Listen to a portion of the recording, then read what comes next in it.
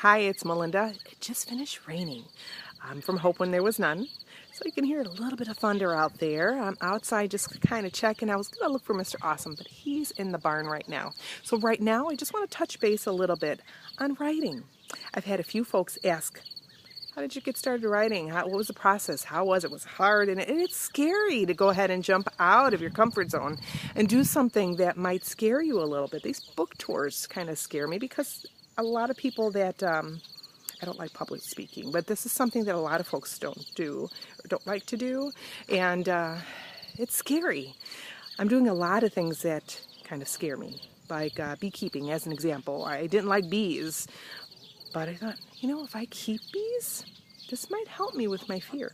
And you know what? It has. I will go to that beehive and I will lift up that lid. And I have no problem with that now. I'll even do it without a suit. Not that I get the frames out. I won't do that. But I will go ahead and lift up the lid and say, hey ladies, how you doing? And what else? I don't like needles, so I had acupuncture. I had that. Oh gosh. It's been a few years ago. So also my Gypsy Soul retreats, finding out, one of the gals is going to find out if we can do a zip line. I'm afraid of heights. There's other things. Again, the public speaking, I've become a hermit over the past 20 odd years. I don't know if a hermit or more, I'm going to happen to say that I am extroverted to some degree, but I'm also become introverted.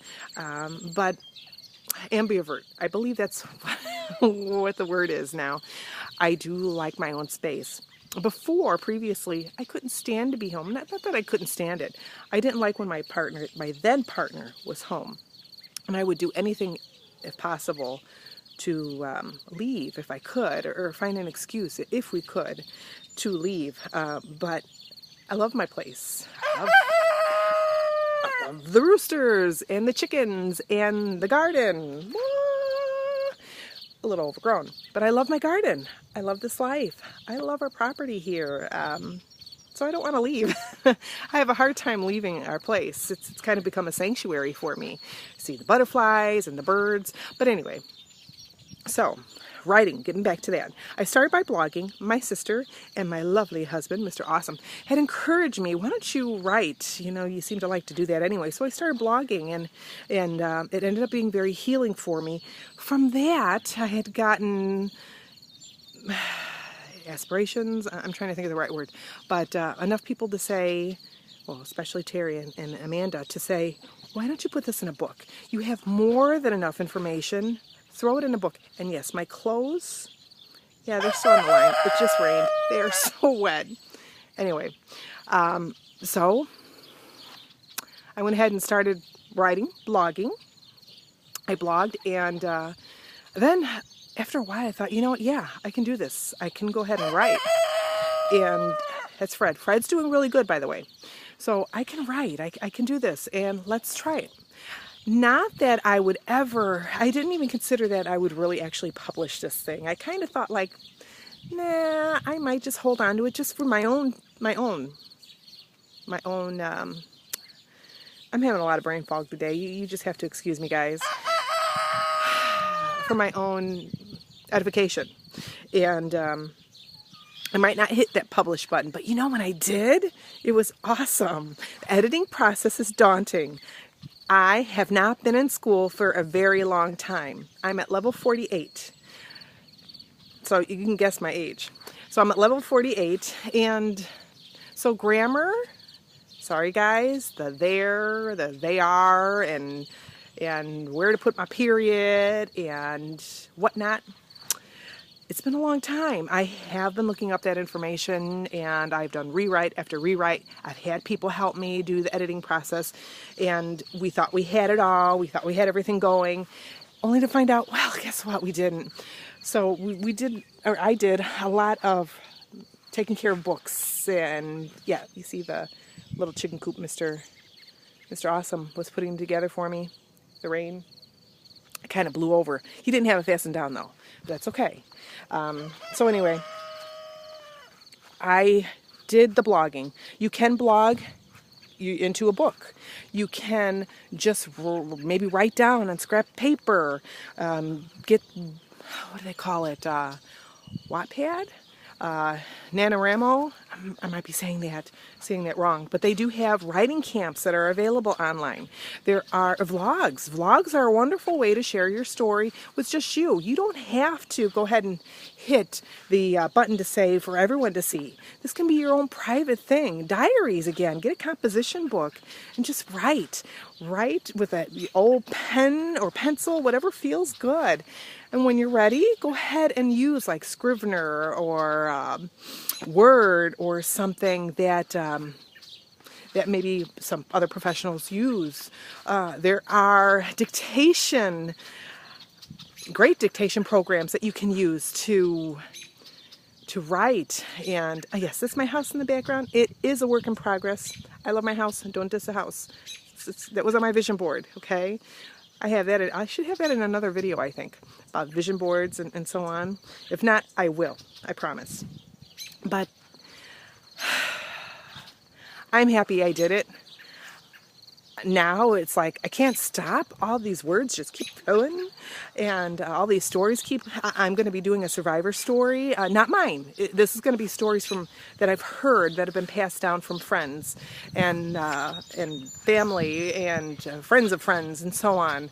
The names are going to be changed. Some of the situations are going to be changed, just to protect those for the privacy. So if there's any similarities, you're going to think, oh, I told Melinda my story and she's going to spill it. No, rest assured, if you told me your story, it's any similarities are going to be purely coincidental, okay? So please, rest assured. I'm excited about that. I'm excited about sharing our homestead information too. Now we have a small one, okay? And I know I'm getting off track here. I'm sorry. Mr. Awesome Terry's always getting on me. You know, you ramble too much. I'm sorry. But our homestead adventure, you know, we actually started this adventure because we wanted to stop just reading about how to raise chickens, how to live off the land. We wanted to stop just reading about it, and we wanted to do something about it. We wanted to just try it out. It's like, hey, we ended up coming from Griffith, from an apartment, and we ended up moving down south to Thayer, Indiana, and now we're in Morocco. And this is our place. The one in Thayer we were renting. We were hoping to make it into a bread and breakfast, but it didn't happen. Now here I've tossed around an idea for an Airbnb, and I've chatted with a lovely lady that has her own, and I'll have to put a plug down there for her. She's an awesome lady. She's a Lyme warrior too. She does great things. But anyway, so that's something that I've tossed around. We're always trying to look for different ways to make money. Book writing, y'all, just to let you know, unless you get like with a big publisher, if you're like a Stephen King, or if you're like someone that's really huge, the profits from this, not very big. I know there's a lot of great books out there that say, oh, I made $10,000 in a month from my ebooks. I'm not quite sure how they're doing that. I'm sure it happens. It's just, for me, the residual income from this is very little. It's very small. I might get a few bucks. My proceeds are very small, so I try to encourage people to buy my books from me. Now, why do I only do it for $5? If you're a survivor, you have very little money. If you're a victim, you have very little money in your pocket, a majority of the times. So I want it to be affordable. And most times, if I find out that you are struggling to make a payment, you can't do that, you pay your bills, you can't afford a book. Or maybe you're a victim and you don't want your spouse to find it, or your partner, your family member, I will PDF you my books, okay? Just to let you know, I will do that, no charge. But any proceeds I do get, and above and beyond that, go to heart outreach. That's just what I do. And because I want to kind of give back. Anyway, I'm rambling about the book process. I'm so sorry I do that. But it's been an experience, and I encourage you to please think about doing it. It's for healing. It's for your own information. It's for your memory, to remember the events. Or maybe you thought you remembered them one way, you reread this, and you'll be like, no, that didn't happen that way. It happened blah, blah, blah, blah. Or maybe you want to pass it down to your children. It doesn't have to be about abuse. It could be about something else, about traveling, maybe going to Alaska, or how to raise chickens. Whatever your journey, whatever your story, do it. Even if you never hit print, publish, print, whatever, do it. And it's a lot of fun. It's very healing. It's very interesting. Give it to your family, your friends, even if it's like a cookbook. It could be something simple as that. I encourage you to write. Get it out there. And I am done rambling. And I think I've rambled on just about everything that I can think of right now. God bless. I love you. I hope you're having a most excellent day. I am. I'll talk to you later. Bye.